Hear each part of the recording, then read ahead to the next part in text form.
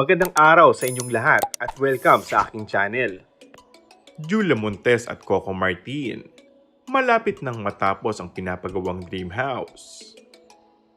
Labis na ikinatuwa ng mga tagahanga ni Coco Martin at Julia Montes matapos ngang ibahagi ng real-life couple ang update para sa kanilang ipinapagawang bagong bahay. Matapos hiwalay na mag-post ang dalawa na ayon sa mga netizens ay hindi maipagkakala na iisa lang ang design. Agad-agad naman itong binura ni Coco at Julia at nagmistulang pasilip lamang ang kanilang ginawa para sa mga Coco Jules supporters. Ngunit sa bilis nga ng kamay ng kanilang mga fans, ang ilan sa kanila ay nakapag-screenshot agad ng larawan at mabilis na nag-circulate online.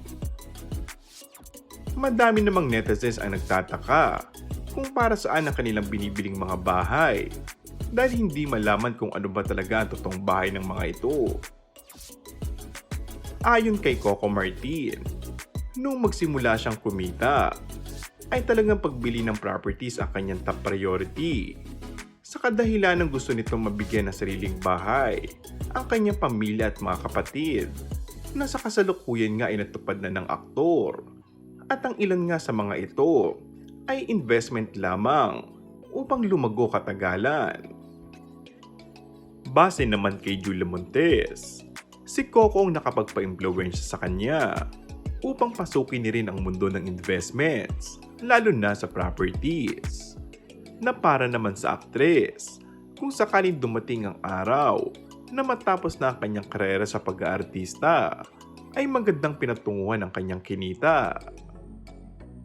Sa ngayon nga, ay malapit nang matapos ang dream mansion ni Coco at Julia.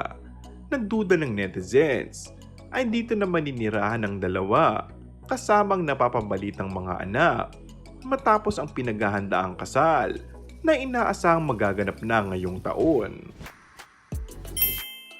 And that's all for our today's video. Kung bago ka lang sa aking channel ay mag-subscribe at pindutin na rin ang notification bell. Maraming salamat!